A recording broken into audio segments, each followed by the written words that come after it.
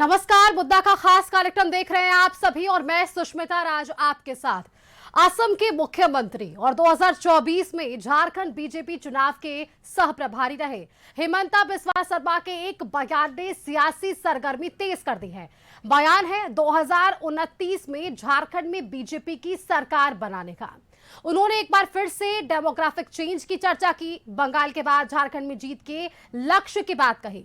लेकिन सवाल है कि झारखंड की राजनीति के समीकरण आदिवासी बनाम गैर आदिवासी वोटों का संतुलन है, स्थानीय मुद्दे हैं, रोजगार है, खनिज संपदा है, कानून व्यवस्था है और विकास है। इन सब के बीच 2029 की लड़ाई का रोड मैप क्या होगा? संथाल परगना से लेकर कोल्हान और उत्तरी छोटा नागपुर तक बीजेपी की रणनीति क्या होगी? क्या संगठन, नेतृत्व और बूथ मैनेजमेंट के दम पर सत्ता की वापसी संभव है? और इसी मुद्दों पर आज हम चर्चा के लिए हमारे साथ बीजेपी के प्रतुल शाहदेव का स्वागत करते हैं और हमारे साथ जेएमएम से प्रवक्ता हैं धीरज दुबे जी, उनका भी स्वागत करते हैं। बहुत दोनों का आपका स्वागत है।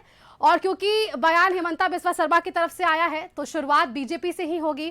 प्रतुल शाहदेव जी, आपने सुना होगा हेमंता बिस्वा शर्मा ने किस तरह से एक एक कर वो तमाम बातों का जिक्र किया है और अनफिनिश्ड यहाँ प्लान उन्होंने बताया है, अनफिनिश्ड एजेंडा उन्होंने बताया है झारखंड को। सबसे पहले तो इस बयान को आप कैसे देखते हैं उस पर आप बताइए, उसके बाद हम चर्चा को आगे बढ़ाते हैं।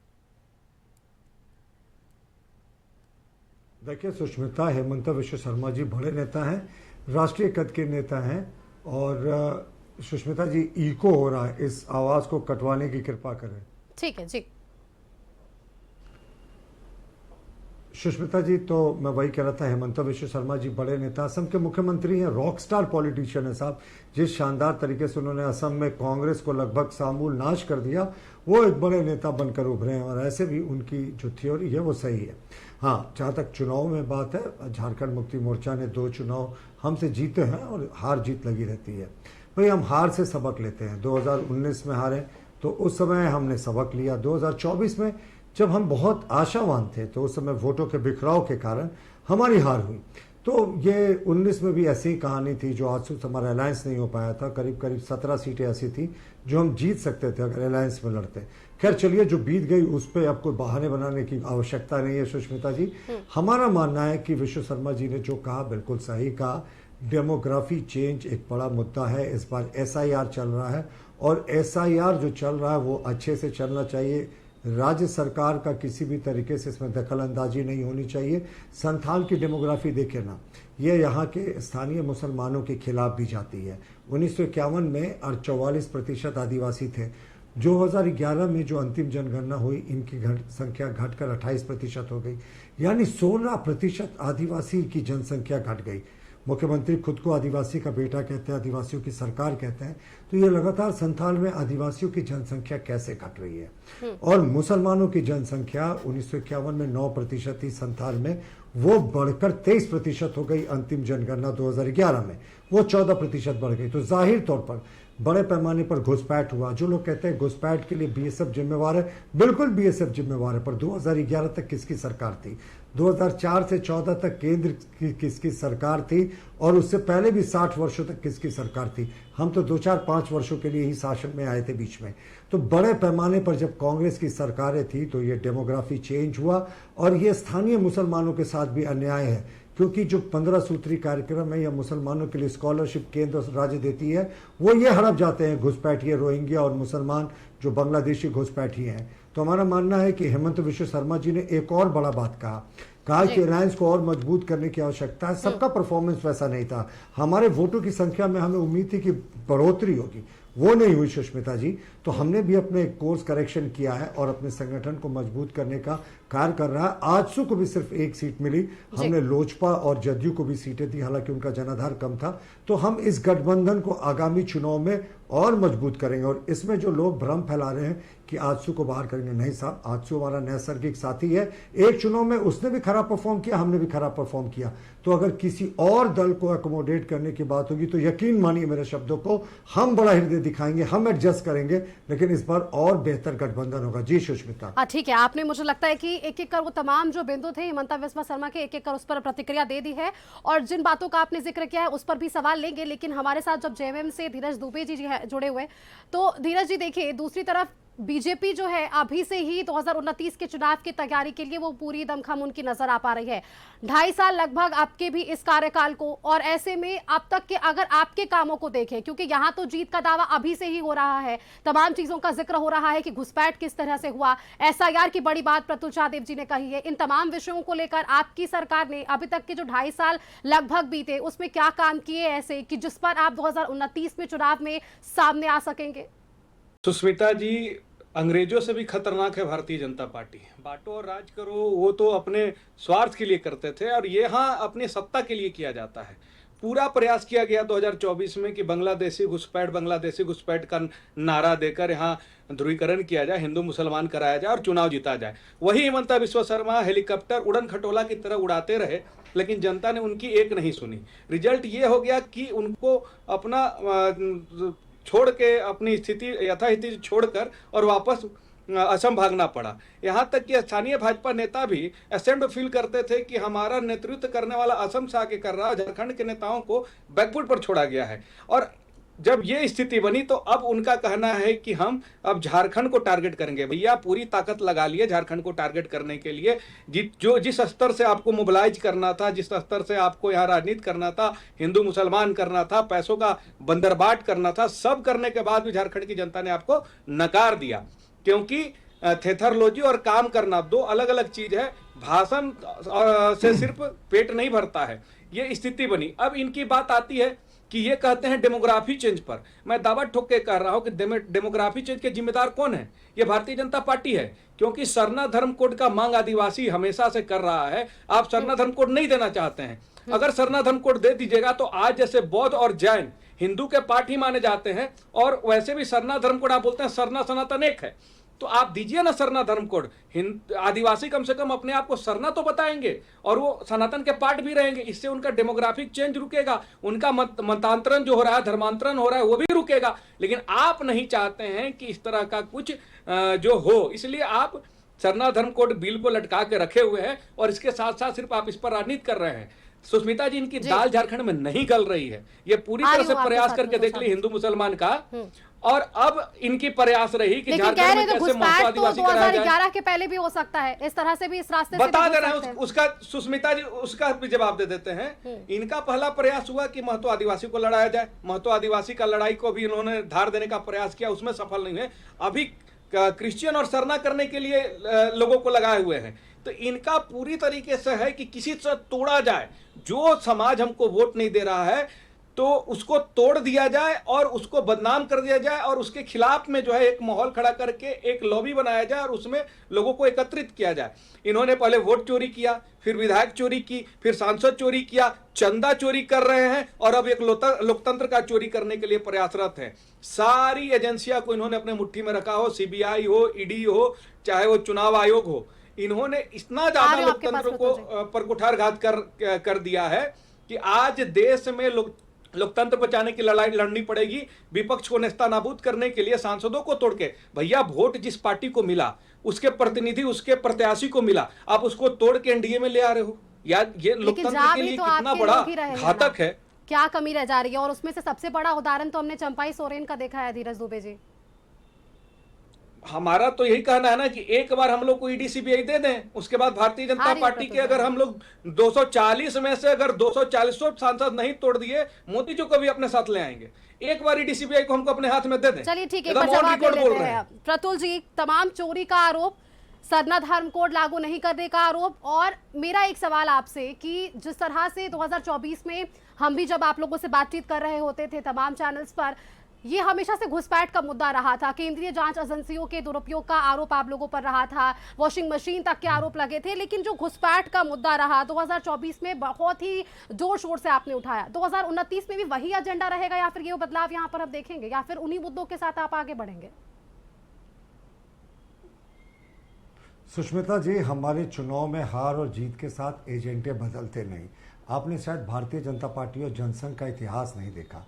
श्यामा प्रसाद मुखर्जी जी की शहादत हो गई कश्मीर के एकीकरण के लिए, और आज उनकी 125वीं जयंती है। उनको श्रद्धा सुमन, और जिस कश्मीर के एकीकरण की उन्होंने सोचा था 370 और 35 से हट के, वो आज हमारे जो पूरे देश के साथ मिल गया है। अब कोई प्रधानमंत्री वहाँ कश्मीर में नहीं हुआ करता, कश्मीर में सर्वोच्च न्यायालय के निर्णय लागू नहीं होते थे, वो स्थितियाँ बदल गई। तो हमारा कहना है कि हमारा एजेंडा जनसंघ में हो। भारतीय जनता पार्टी की जब 1984 में 2 सीटें थी तो भी वही था, राम मंदिर पुनर्निर्माण भी था और 370 35 से ट्रिपल तलाक जितनी तुष्टीकरण की नीतियां थी वो सब तब भी था और आज भी है। हम समय देखकर नहीं बदलते। और सुष्मिता जी, मुझे आपत्ति है, धीरज दुबे जी विद्वान प्रवक्ता हैं, पर वो थेथरलॉजी जैसे शब्दों को और भारतीय जनता पार्टी के प्रधानमंत्री को तोड़ने की बात करते हैं, ये कतई उचित नहीं होती है। वो एक सत्ताधारी दल के प्रवक्ता हैं, उनको संयम ऑन रिकॉर्ड बोल रहे हैं। ईडी सीबीआई को हैंडओवर कर दीजिए। हमारा कहना नहीं, आपके सांसद कितने ईमानदार हैं और पार्टी के साथ कितने बने रहेंगे, मुझे फिर से आप बोल रहे हैं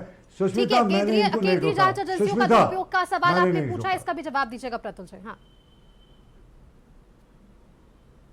नहीं प्रतुल जी आप कंटिन्यू कीजिए, हम आपको डिस्टर्ब नहीं कर रहे। अगर आपने गड़बड़ की है तो दुनिया, आप फिर से अगर आप बीच में टोकेंगे ऐसे तो देखिए, मैं धीरज दुबे आपका बहुत सम्मान करता हूं, इसलिए बीच में ना टोके। नहीं हम बोले भैया, हम बोले आप कंटिन्यू कीजिए। आप धारा प्रवाह बोलते रहे। प्रतुल जी हाँ जी, तो मैं वही कह रहा हूं कि धर्मांतरण इस प्रदेश में एक बड़ा मुद्दा है। जिस तरीके से क्रिश्चियन मिशनरीज जो हैं वो लगातार धर्मांतरण कराते हैं, सरना आदिवासियों में जो एजुकेशन था वो लंबे समय तक कम था।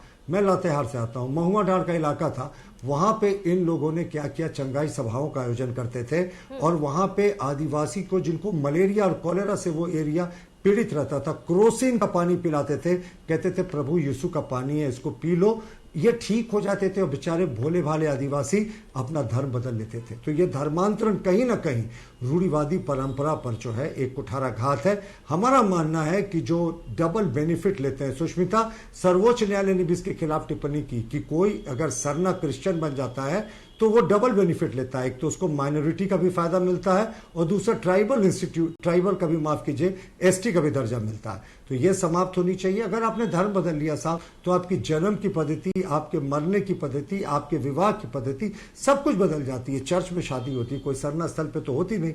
तो हमारा मानना है कि धर्मांतरण खास करके ईसाई मिशनरियों द्वारा एक बड़ा मुद्दा है, इसके खिलाफ हमारी आवाज हमेशा उठती रही है और जो सीमा पार से मुस्लिम घुसपैठ होती रही है। और ये जो कह रहे हैं कि गृह मंत्रालय जिम्मेवार है, तो हम मानते हैं गृह मंत्रालय बिल्कुल जिम्मेवार है, पर जो आंकड़े उपलब्ध हैं 2011 तक के हैं सुष्मिता जी, जनगणना के, और उस समय किसकी सरकार थी 2004 से 14 के बीच में, यूपीए की। उसके पहले 5 वर्ष अगर छोड़ दे तो किसने 60 वर्षों तक इस प्रदेश में राज किया?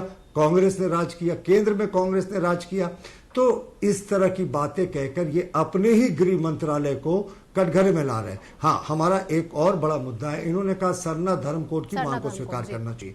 एक बार कांग्रेस से इनको माफी मंगवानी चाहिए। जी, एक बार कांग्रेस से इनको, धीरज जी को माफी मंगवानी चाहिए, क्योंकि 2013 में जब हमारे माननीय सांसद सुदर्शन भगत जी ने सरना धर्म कोड पर पत्र लिखा था तो मार्च 2014 में उसका जवाब आया था लंबे समय के बाद कि साहब सरना धर्म कोड अव्यवहारिक है। ये जवाब किसने दिया था? 11 मार्च 2014 को, उस समय यूपीए की सरकार थी, हमारी सरकार जून में आई थी। वी किशोर चंद्रदेव आदिवासी कल्याण मंत्री थे। तो ये खुद इन्होंने अपनी सरकार में, जेएमएम भी उस सरकार में साझेदार थी।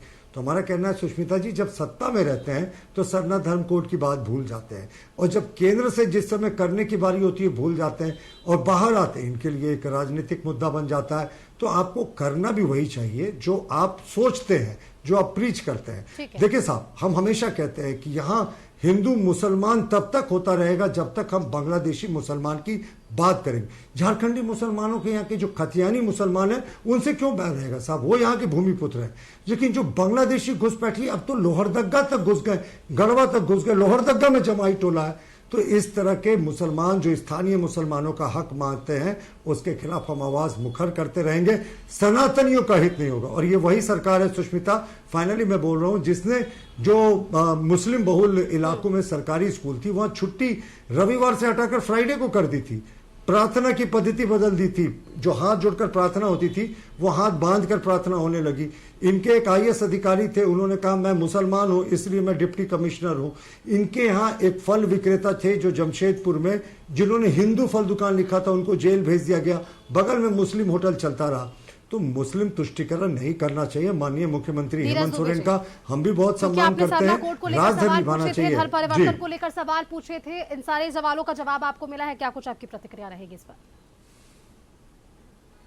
नहीं, मेन मुख्य सवाल का तो जवाब इन्होंने नहीं दिया। इन्होंने बोला कि सत्ता में आने के बाद, भाई हम अभी सत्ता में झारखंड में बैठे हुए हैं और हमने यहाँ से पारित करके सरना धर्म कोड आपको भेजा, तो आप सरना धर्म कोड को क्यों नहीं पारित कर रहे हैं? हम तो बोले डेमोग्राफी चेंज की बात आप करते हैं, क्या सरना धर्म कोड आ जाने के बाद आदिवासियों का धर्मांतरण नहीं रुकेगा?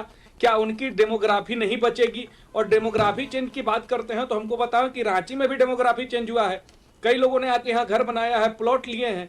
तो ये तरीका से आप अगर शहरीकरण में अगर देश आगे बढ़ रहा है, हर एक शहर को अगर नापा जाए तो उसकी जनसंख्या बड़ी है, तो इस डेमोग्राफी चेंज पर ये कौन सा पॉलिटिकल मुद्दा बनेगा? यानी जो जहां का है उसको वापस भेज दिया जाए।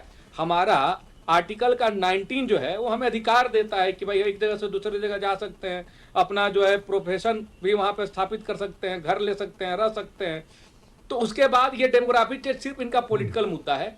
लेकिन मेरा मानना है कि आप कहते हैं कि धर्मांतरण हो रहा है, तो उनको अपना क्यों नहीं देते रहे? भाई वो प्रकृति पूजक हैं, वो कहते हैं कि हम सरूल मनाते हैं, हम कर्मा मनाते हैं, हमारा अपना धर्म होना चाहिए। हम नहीं मानना चाहते हैं, आप हम पर जबरदस्ती मत थोपिए, लेकिन ये बोलेंगे कि नहीं आप मानवे कीजिए, तो ये तरीका सही नहीं है। इस पर इनको जवाब देना अच्छा, चाहिए। और बिल्कुल, बाकी इस जितनी आपके भी जो कहानी जवाब से ना एक सवाल मेरे जहन में आया है, बीजेपी से मैं ये पूछना चाहूंगी। प्रतुल शाहदेव जी, आपके पास ही आ रही हूँ।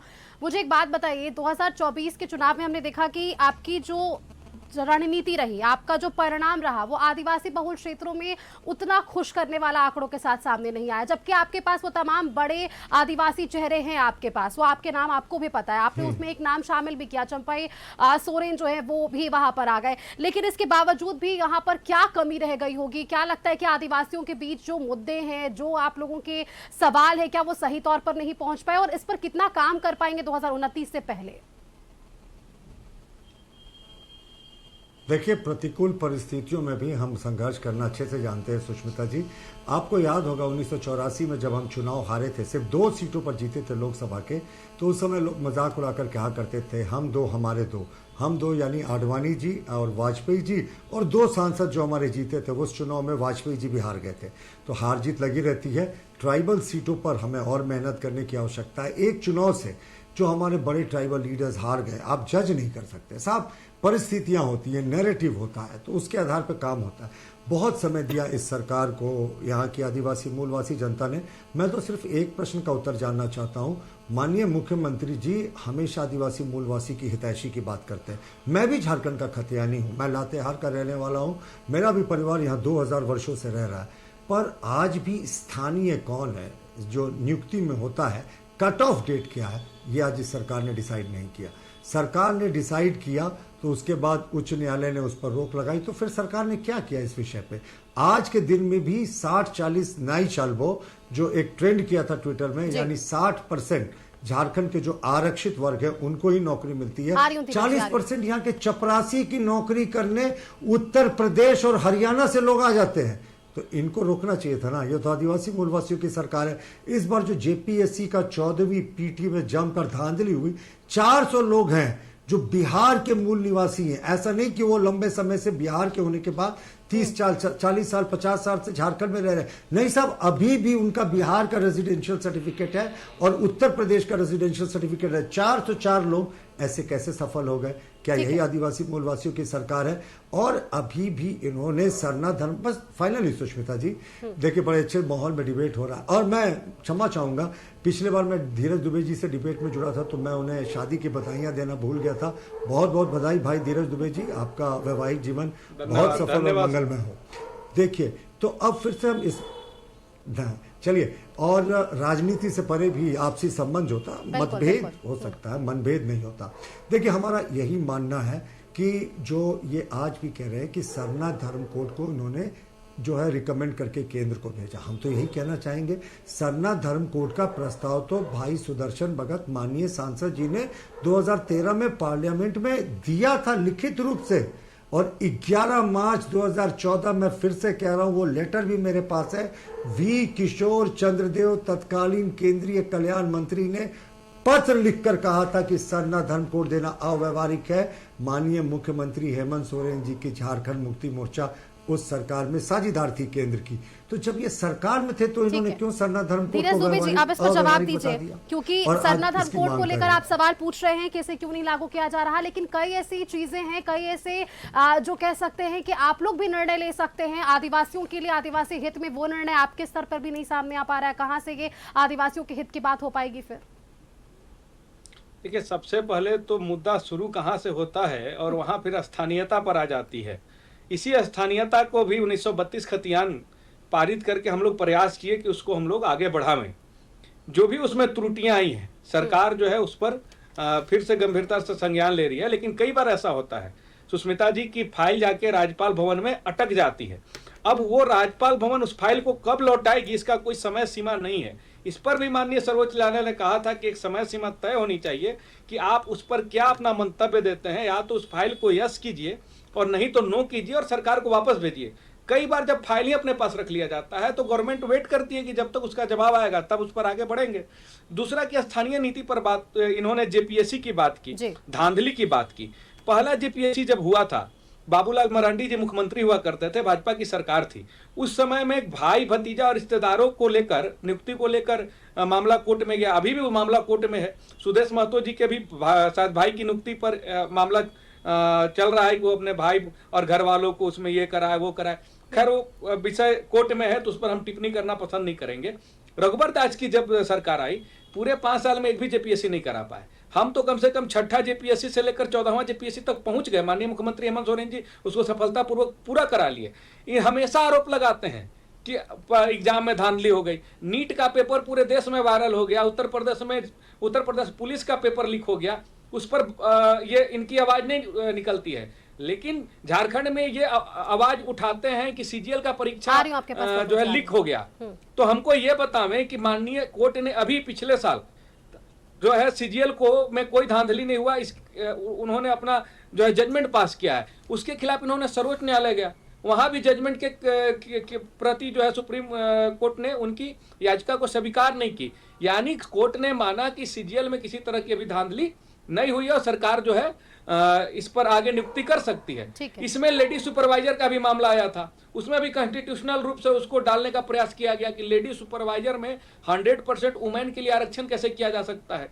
माननीय कोर्ट ने फिर उस पर डिसीजन दिया और लेडी सुपरवाइजर की नियुक्ति हुई। तो हर चीज को कोर्ट में ले जाना, उलझाना और उसके बाद कोर्ट ही आईना दिखाता है। कई मामलों को कोर्ट में भारतीय जनता पार्टी और उसके कार्यकर्ता ले जाते हैं और उसके बाद जो है वो मामला लटकता है। अच्छा ठीक है धीरज जी, मैं कुछ छोड़ना चाह रही हूँ क्योंकि आखिरी के कुछ मिनट बचे हुए हैं और बात यहाँ पर हेमंता बिस्वा शर्मा के बयानों की हो रही थी और 2029 के चुनाव की हो रही थी। आप लोगों ने ठीक है अलग अलग मुद्दों के साथ सरना धर्म कोड, क्योंकि ये सारे मुद्दे जो है वो आदिवासी हितों से जुड़े हुए हैं।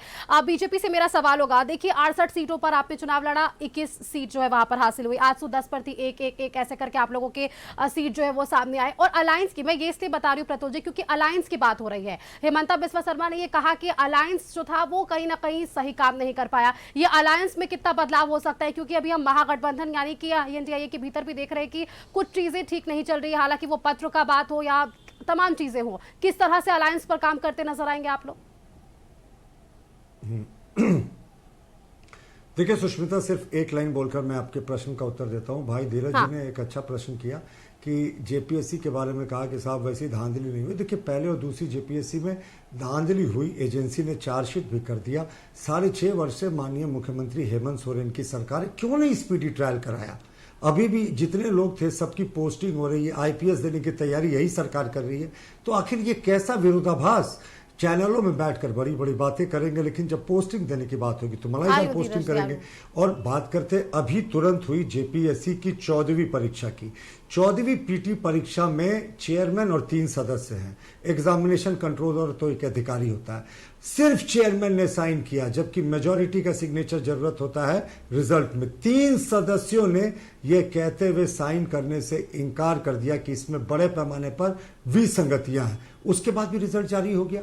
ओएमआर शीट का जब हमने प्रेस कॉन्फ्रेंस में उदाहरण दिया कि एक छात्र को 48 मार्क्स आता है, 48% एक पेपर में, दूसरे पेपर में उसको 97% चाहिए था क्वालिफाई करने के लिए, लेकिन 81% सेकेंड पेपर में हाईएस्ट गया था। तो इसको 97 कैसे आ गया सेकेंड पेपर में और ये क्वालिफाई कर गया? हमने तो आज प्रेस कॉन्फ्रेंस में उदाहरण दिया था जेपीएससी में बड़े पैमाने पर धांधली ठीक है हुई है, प्रतुल जी, इसको जेपीएससी रद्द को करें, लेकर एक बार हम छात्र वापस से हित चर्चा में। कर लेंगे। और मेरे अब मैं सवाल का लौटता जवाब हूं दीजिए, आज की समय की बात पे। पाबंदी। गठबंधन हाँ। गठबंधन जी जी बिल्कुल सुष्मिता, मैं 1 मिनट से ज्यादा नहीं लूंगा। देखिए, गठबंधन में हमारे जो अलायंस पार्टनर्स थे उनका भी प्रदर्शन उतना अच्छा नहीं रहा। हालांकि लोजपा का और जदयू का स्ट्राइक रेट काफी अच्छा था, आजसू का स्ट्राइक रेट कम था, और हम दूसरों को क्या बोले, हमारा भी स्ट्राइक रेट उतना अच्छा नहीं था। स्वीकार करना चाहिए, हमें जो अपेक्षा थी वैसी रिजल्टें नहीं मिली। तो अलायंस में हम किसी को जोड़ने इस की बार कोशिश अपने होगी अलायंस प्रतुल जी? को और मजबूत करेंगे, लेकिन नहीं, मैं किसी दल का नाम नहीं ले रहा हूं। चुनाव आने दीजिए। कहते हैं ना, अंग्रेजी में कहावत है,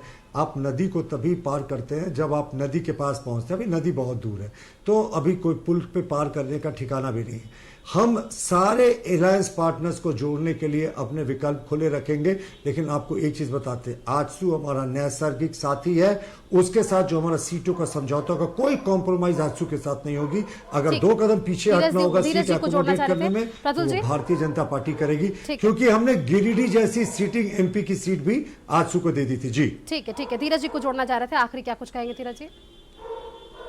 नहीं, बस हम यही कहना चाहेंगे कि भारतीय जनता पार्टी अगर आरोप लगा रही है तो खुद के गिरेबान में भी झांकना चाहिए कि आप केंद्र में 12 साल से सरकार में हैं और राज्य में भी, झारखंड में भी आपने सबसे ज्यादा शासन किया है। तो आपने आखिर क्या झारखंड को ऐसा दिया जो आज आप उसको उंगली पर गिना सकते हैं? एक योजना भी नहीं गिना सकते हैं। तो उस तरह की सिर्फ बातें करना, और आपके पास तो सबसे बड़ी चीज है कि नेताओं की कमी हो जाती है। आपको विदेश मंत्री एक आईएएस ऑफिसर को बनाना पड़ता है। अभी सुन रहे हैं कि मंत्रिमंडल का बदलाव होगा तो उसमें फिर से आपको एक पढ़े लिखे नेता की जरूरत पड़ेगी, तो आपके यहाँ नहीं मौजूद होते हैं। तो सबसे बड़ा चीज है कि अच्छे लोगों को पार्टी से जोड़े और उनको दायित्व दें। सिर्फ विदेश घूमने से और भाषण से और कह सकते हैं कि सोशल मीडिया के पीआर टीम के माध्यम से देश नहीं चलाया जा सकता है। कुछ समय के लिए देशवासियों की आंखों में धूल झोंका जा सकता है।